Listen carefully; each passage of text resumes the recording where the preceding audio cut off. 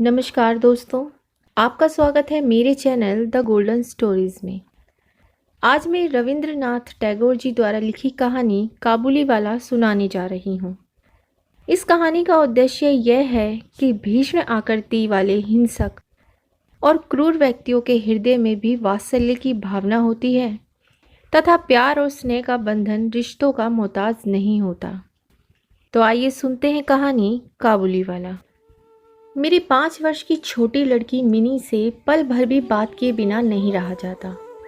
दुनिया में आने के बाद भाषा सीखने में उसने सिर्फ 1 ही वर्ष लगाया होगा। उसके बाद से जितनी देर तक सो नहीं पाती है, उस समय तक एक पल भी वह चुप्पी में नहीं खोती। उसकी माता बहुधा डांट फटकार कर उसकी चलती हुई जुबान बंद कर देती है, किंतु मुझसे ऐसा नहीं होता। मिनी का मौन मुझे ऐसा अस्वाभाविक सा प्रतीत होता है कि मुझसे वे अधिक देर तक सहा नहीं जाता, और यही कारण है कि मेरे साथ उसके भावों का आदान प्रदान कुछ अधिक उत्साह के साथ होता रहता है। सवेरे मैंने अपने उपन्यास के 17वें अध्याय में हाथ लगाया ही था कि इतने में मिनी ने आकर कहना आरंभ कर दिया, बाबा, रामदयाल दरवान कल काक को कौवा कहता था। मैं कुछ भी नहीं जानता है ना बाबा। विश्व की भाषाओं की विभिन्नता के विषय में मेरे कुछ बताने से पहले ही उसने दूसरा प्रश्न छेड़ दिया। बाबा, भोला कहता था आकाश मुंह से पानी फेंकता है, इसी से वर्षा होती है। अच्छा बाबा, भोला झूठ मूठ कहता है ना, खाली पक पक किया करता है, दिन रात पकता रहता है बस। इस विषय में मेरी राय की तनिक भी राह न देखकर चट से धीमे स्वर में एक जटिल प्रश्न कर बैठी। बाबूजी, माँ तुम्हारी कौन लगती है? उसके इस प्रश्न का उत्तर देना किसी भंवर में फंसने बराबर था, इसलिए मैंने उसका ध्यान हटाने के लिए कहा, मिनी तू जा, भोला के साथ खेल, मुझे अभी काम है। अच्छा। तब उसने मेरी मेज के पाशर में पैरों के पास बैठकर अपने दोनों घुटने और हाथों को हिला हिलाकर बड़ी शीघ्रता से मुंह चलाकर अटकन बटकन दही चटा के कहना आरंभ कर दिया। जबकि मेरे उपन्यास के अध्याय में प्रताप सिंह उस समय कंचनमाला को लेकर रात के गहरे अंधेरे में बंदी गृह के ऊंचे झरोकों से नीचे कलकल करती हुई सरिता में कूद रहा था। मेरा घर सड़क के किनारे पर था। सहसा मिनी अपने अटकन बटकन को छोड़कर कमरे की खिड़की के पास दौड़ गई और जोर जोर से चिल्लाने लगी, काबुली वाला, ओ काबुली वाला। मैले कुचैले ढीले कपड़े पहने, सिर पर साफा बांधे, कंधे पर सूखे फलों की मैली झोली लटकाए, हाथ में अंगूरों की कुछ पिटारियां लिए एक लंबा तगड़ा सा काबुली धीमी सी चाल से सड़क पर जा रहा था। उसे देखकर मेरी छोटी बेटी के हृदय में कैसे कैसे भाव उदय हुए, यह बताना असंभव है। उसने जोरों से पुकारना शुरू किया। मैंने सोचा, अभी झोली कंधे पर डाले सर पर एक मुसा खड़ी होगी और मेरा 17वां अध्याय आज अधूरा रह जाएगा।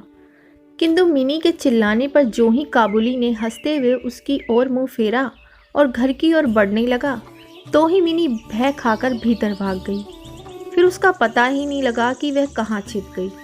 उसके छोटे से मन में वह अंधविश्वास बैठ गया था कि उस मैली कुचैली झोली के अंदर ढूंढने पर उस जैसी और भी जीती जागती बच्चियां निकल सकती हैं। इधर काबुली ने आकर मुस्कुराते हुए मुझे सलाम किया। मैंने सोचा, वास्तव में प्रताप सिंह और कंचनमाला की दशा अत्यंत संकटम्पन है, फिर भी घर में बुलाकर इससे कुछ ना खरीदना अच्छा ना होगा। कुछ सौदा खरीदा गया। उसके बाद में उससे इधर उधर की बातें करने लगा। खुद रहमत रूस, अंग्रेज और सीमांत रक्षा के बारे में गपशप करने लगा। आखिर में उठकर जाते हुए उसने अपनी मिली जुली भाषा में पूछा, बाबूजी, आपकी बच्ची कहाँ गई? मैंने मिनी के मन में व्यर्थ का भय दूर करने के लिए उसे भीतर से बुलवा लिया। वह मुझसे बिल्कुल सटकर काबुली के मुख और झोली की ओर संदेह से देखती खड़ी रही। काबुली ने झोली में से किशमिश और खुबानी निकाल कर देना चाहा, पर उसने नहीं लिया और दुगने संदेह के साथ मेरे घुटनों से लिपट गई। काबुली वाले से उसका पहला परिचय इस प्रकार हुआ। इस घटना के कुछ दिन बाद एक दिन सवेरे मैं किसी आवश्यक कार्यवश बाहर जा रहा था। देखूं तो मेरी बिटिया दरवाजे के पास बेंच पर बैठी हुई काबुली से हंस हंस कर बातें कर रही है और काबुली उसके पैरों के समीप बैठा बैठा मुस्कुराता हुआ उन्हें ध्यान से सुन रहा है और बीच बीच में अपनी राय मिलीजुली भाषा में व्यक्त करता जाता है। मिनी को अपने 5 वर्ष के जीवन में बाबूजी के सिवा ऐसा धैर्य वाला श्रोता शायद ही कभी मिला हो। मिनी की झोली बादाम किशमिश से भरी हुई थी। मैंने काबुली से कहा, अरे इसे यह सब क्यों दे दिया? अब कभी मत देना, कहकर कुर्ते की जेब से एक अठन्नी निकालकर उसे दी। उसने बिना किसी हिचक से अठन्नी लेकर अपनी झोली में रख ली।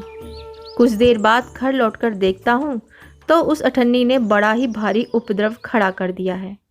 मिनी की माँ एक सफ़ेद चमकीला गोलाकार पदार्थ हाथ में लिए डांट टपटकर मिनी से पूछ रही थी, तूने ये अठन्नी पाई कहाँ से, बता। मिनी ने कहा, काबुली वाले ने दी है। काबुली वाले ने से तूने अठन्नी ली कैसे, बता। मिनी ने रोने का उपक्रम करते हुए कहा, मैंने मांगी नहीं थी, उसने आप ही दे दी। मैंने जाकर मिनी की उस अकस्मात मुसीबत से रक्षा की और उसे बाहर ले आया। पूछने पर मालूम हुआ कि इस दौरान में काबुली वाला रोज आता रहा है और पिस्ता बादाम की रिश्वत दे देकर मिनी के छोटे से हृदय पर बहुत अधिकार कर लिया है। देखा कि इस नई मित्रता में बंधी हुई बातें और हंसी ही प्रचलित है। जैसे मेरी बिटिया रहमत को देखते ही हंसती हुई पूछती, काबुली वाला, ओ काबुली वाला, तुम्हारी झोली के भीतर क्या है? काबुली, जिसका नाम रहमत था, एक अनावश्यक चंद्र बिंदु जोड़कर मुस्कुराता हुआ उत्तर देता, हाँ बिटिया। उसके परिहास का रहस्य क्या है यह तो नहीं कहा जा सकता, फिर भी इन नई मित्रों को इससे तनिक विशेष खेल सा प्रतीत होता है और जाड़े के प्रभात में एक सयाने और एक बच्ची की सरल हंसी सुनकर मुझे भी बड़ा अच्छा लगता। उन दोनों मित्रों में और भी एक आध बात प्रचलित थी। रहमत मिनी से कहता, तुम ससुराल कभी नहीं जाना, ठीक है? हमारे देश की लड़कियां जन्म से ही ससुराल शब्द से परिचित रहती हैं, किंतु हम कुछ नई पीढ़ी होने के कारण इतनी सी बच्ची को ससुराल के विषय में विशेष ज्ञानी नहीं बना सकते थे। अतः रहमत का अनुरोध वे स्पष्ट रूप से नहीं समझ पाती थी। इस पर भी किसी बात का उत्तर दिए बिना चुप रहना उसके स्वभाव के बिल्कुल ही विरुद्ध था। उल्टे वे रहमत से ही पूछती, तुम ससुराल जाओगे? रहमत काल्पनिक ससुर के लिए अपना जबरदस्त घूसा तानकर कहता, हम ससुर को मारेगा। सुनकर मिनी ससुर नामक किसी अनजाने जीव की दुर्अवस्था की कल्पना करके खूब हंसती। देखते देखते जाड़े की सुहावनी ऋतु आ गई। पूर्व युग में इसी समय राजा लोग दिग्विजय के लिए कूच करते थे। मैं कलकत्ता छोड़कर कभी कहीं नहीं गया, शायद इसलिए मेरा मन ब्रह्मांड में घूमा करता है, यानी मैं अपने घर में ही चिर परिवासी हूँ। भारी ब्रह्मांड के लिए मेरा मन सर्वदा आतुर रहता है। किसी विदेश का नाम आगे आते ही मेरा मन वहीं की उड़ान लगाने लगता है। इसी प्रकार किसी विदेशी को देखते ही तत्काल मेरा मन सरिता पर्वत बिहड़ वन के बीच में कुटीर का दृश्य देखने लगता है और एक उल्लासपूर्ण स्वतंत्र जीवन यात्रा की बात कल्पना में जाग उठती है। इधर देखा तो मैं एक ऐसी प्रकृति का प्राणी हूँ जिसका अपना घर छोड़कर बाहर निकलने में सिर कटता है। यही कारण है कि सवेरे के समय अपने छोटे से कमरे में मेज के सामने बैठकर उस काबुली से गपशप लड़ाकर बहुत कुछ भ्रमण का काम निकाल लिया करता हूँ। मेरे सामने काबुल का पूरा चित्र खिंच जाता। दोनों ओर उबड़ खाबड़ लाल लाल ऊंचे पर्वत और रेगिस्तानी मार्ग, उन पर लदे हुए ऊँटों की कतार जा रही है। ऊंचे ऊंचे साफे बांधे हुए सौदागर और यात्री कुछ ऊँट की सवारी पर हैं तो कुछ पैदल ही जा रहे हैं। किन्हीं के हाथों में बर्छा है तो कोई बाबा आदम के ज़माने की पुरानी संदूक थामे हुए हैं। बादलों की भयानक गर्जन के स्वर में काबुली लोग अपनी मिलीजुली भाषा में अपने देश की बातें कर रहे हैं। मिनी की माँ बड़ी वहमी तबीयत की है। राह में किसी प्रकार का शोरगुल हुआ नहीं कि उसने समझ लिया कि संसार भर के सारे मस्त शराबी हमारे ही घर की ओर दौड़े आ रहे हैं।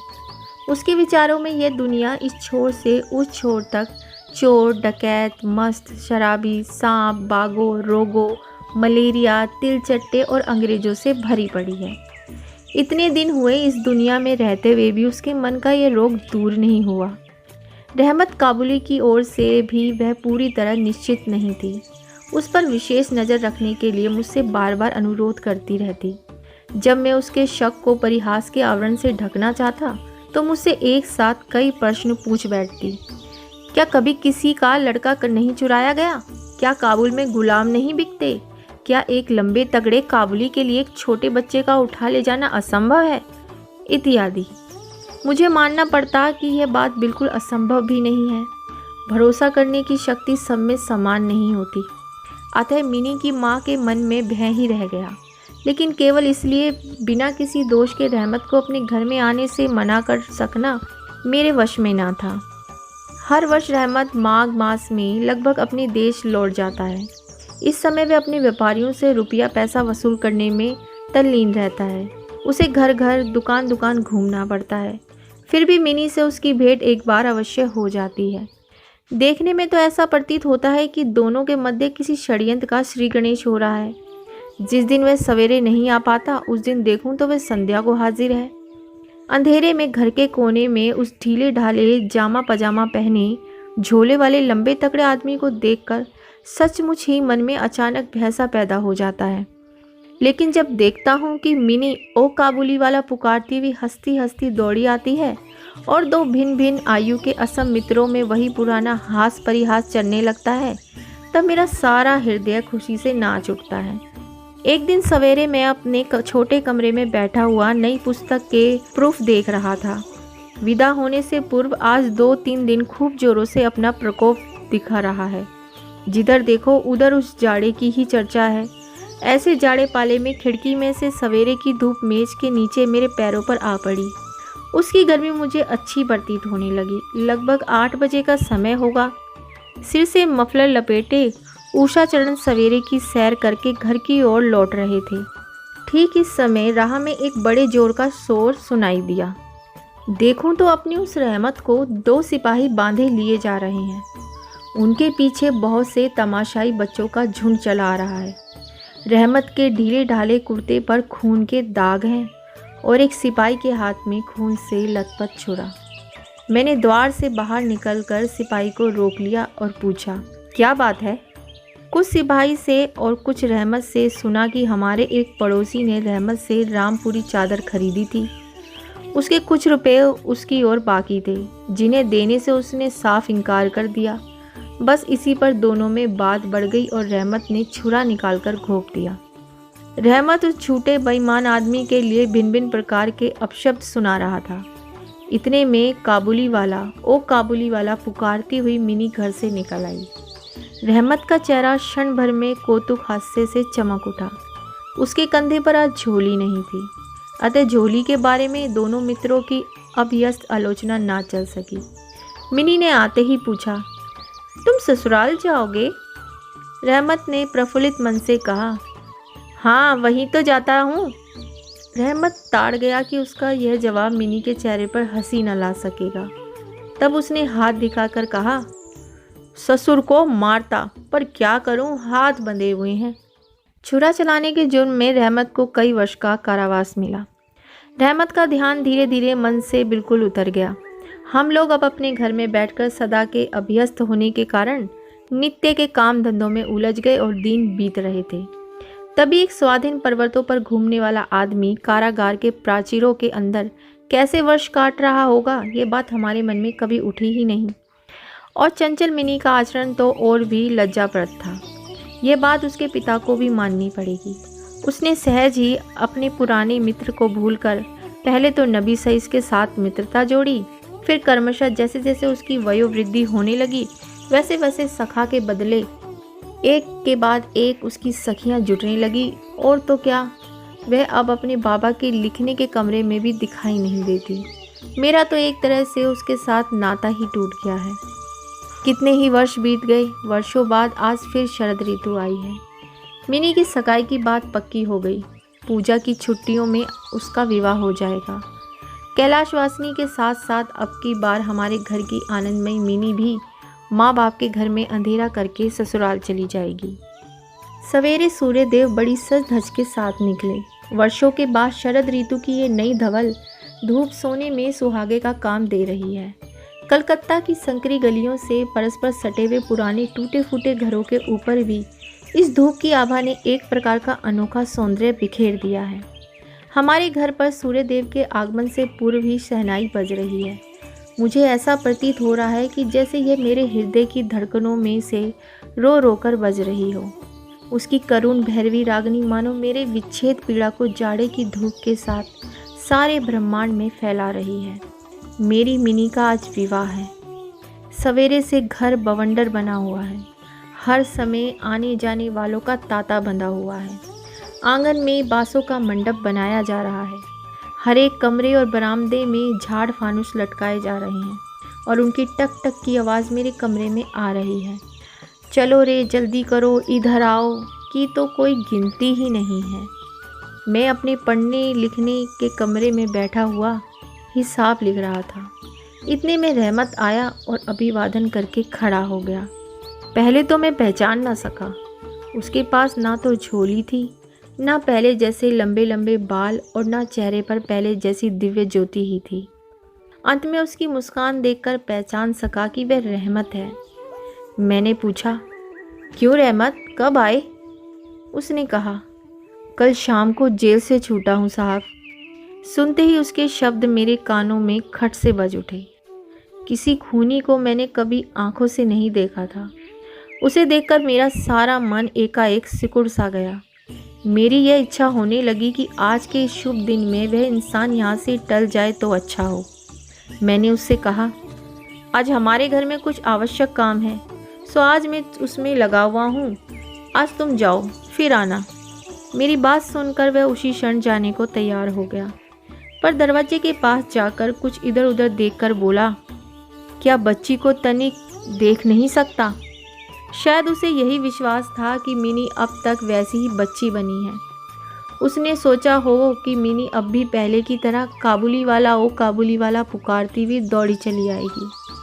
उन दोनों के पहले हास परिहास में किसी प्रकार की रुकावट न होगी। यहाँ तक कि पहले की मित्रता की याद करके वह एक पेटी अंगूर और एक कागज़ के डोने में किशमिश और बादाम शायद अपने देश के किसी आदमी से मांग तांग कर लाया था। उसकी पहले की मैली कुचैली झोली आज उसके पास न थी। मैंने कहा, आज घर में बहुत काम है, सो किसी से भेंट ना हो सकेगी। मेरा उत्तर सुनकर वह कुछ उदास सा हो गया। उसी मुद्रा में उसने एक बार मेरे मुख की ओर स्थिर दृष्टि से देखा, फिर अभिवादन करके दरवाजे के बाहर निकल आया। मेरे हृदय में जाने कैसी एक वेदना सी उठी। मैं सोच ही रहा था कि उसे बुलाऊं। इतने में देखा तो वह स्वयं ही आ रहा था। वह पास आकर बोला, ये अंगूर और किशमिश बादाम बच्ची के लिए लाया था, उसको दे दीजिएगा। मैंने उसके हाथ से सामान लेकर पैसे देने चाहे, लेकिन उसने मेरे हाथ को थामते हुए कहा, आपकी बहुत मेहरबानी है बाबू साहब, हमेशा याद रहेगी, पीसा रहने दीजिए। तनिक रुककर फिर बोला, बाबू साहब, आपकी जैसी मेरी भी देश में एक बच्ची है। मैं उसकी याद कर कर आपकी बच्ची के लिए थोड़ी सी मेवा हाथ में ले आया करता हूँ। मैं ये सौदा बेचने नहीं आता। कहते हुए उसने ढीले ढाले कुर्ते के अंदर हाथ डालकर छाती के पास से एक मैला कुचेला मुड़ा हुआ कागज़ का टुकड़ा निकाला और बड़े जतन से उसकी चारों तह खोलकर दोनों हाथों से उसे फैलाकर मेरी मेज़ पर रख दिया। देखा कि कागज़ के उस टुकड़े पर एक नन्हे से हाथ के छोटे से पंजे की छाप है। फोटो नहीं, तेल चित्र नहीं, हाथ में थोड़ी सी काली लगाकर कागज़ के ऊपर नीचे का निशान ले लिया गया है।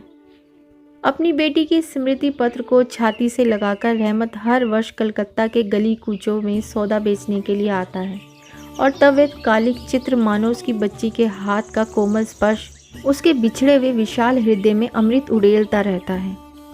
देखकर मेरी आंखें भर आई और फिर मैं इस बात को बिल्कुल भी भूल गया कि वह एक मामूली काबुली मेवा वाला है और मैं एक उच्च वंश का रईस हूँ। तब मुझे ऐसा लगने लगा कि उसकी पर्वतवासिनी छोटी बच्ची की निशानी मेरी ही मिनी की याद दिलाती है। मैंने तत्काल ही मिनी को बाहर बुलवाया। हालांकि इस पर अंदर घर में आपत्ति की गई, पर मैंने उस पर कुछ भी ध्यान नहीं दिया। विवाह के वस्त्रों और अलंकारों में लिपटी हुई बेचारी मिनी मारे लज्जा के सिकड़ी हुई सी मेरे पास आकर खड़ी हो गई। उस अवस्था में देखकर रहमत काबुली पहले तो सक पका गया। उससे पहले जैसी बातचीत ना करते बना। बाद में हंसते हुए बोला, लली सास के घर जा रही है क्या? मिनी अब सास का अर्थ समझने लगी थी, अतः अब उससे पहले की तरह उत्तर देते ना बना। रहमत की बात सुनकर मारे लज्जा के उसके कपोल लाल हो उठे। उसने मुंह को फेर लिया। मुझे उस दिन की याद आई जब रहमत के साथ मिनी का प्रथम परिचय हुआ था। मन में एक पीड़ा की लहर दौड़ गई। मिनी के चले जाने के बाद एक गहरी सांस लेकर रहमत फर्श पर बैठ गया। शायद उसकी समझ में यह बात एकाएक साफ हो गई कि उसकी बेटी भी इतने दिनों में बड़ी हो गई होगी और उसके साथ भी उसे अब फिर से नई जान पहचान करनी पड़ेगी। संभवतः वह उसे पहले जैसी नहीं पाएगा। इन 8 वर्षों में उसका क्या हुआ होगा, कौन जाने। सवेरे के समय शरद की सनिग्ध सूर्य किरणों में शहनाई बजने लगी और रहमत कलकत्ता की एक गली के भीतर बैठा हुआ अफगानिस्तान के मेरू पर्वत का दृश्य देखने लगा। मैंने एक नोट निकालकर उसके हाथ में दिया और कहा, रहमत, तुम देश चले जाओ अपनी बेटी के पास। तुम दोनों के मिलन सुख से मेरी मिनी सुख पाएगी। रहमत को रुपए देने के बाद विवाह के हिसाब में से मुझे उत्सव समारोह के 2-1 अंक छाँटकर काट देनी पड़े। जैसे मन में थी वैसी रोशनी नहीं करा सका। अंग्रेजी बाजा भी नहीं आया। घर में औरतें बड़ी बिगड़ने लगी। सब कुछ हुआ, फिर भी मेरा विचार है कि आज एक अपूर्व जोशना से हमारा शुभ समारोह उज्जवल हो उठा है। आशा करती हूँ कि आपको मेरी ये कहानी पसंद आई होगी और इसी प्रकार की कहानी सुनने के लिए मेरे चैनल को लाइक कीजिए, सब्सक्राइब कीजिए और हाँ, बेल आइकन दबाना ना भूलिए, जिससे मेरी आने वाली कहानियों के सभी नोटिफिकेशन आपको मिल सकें। तो बहुत जल्द फिर मिलती हूँ एक नई कहानी के साथ। धन्यवाद।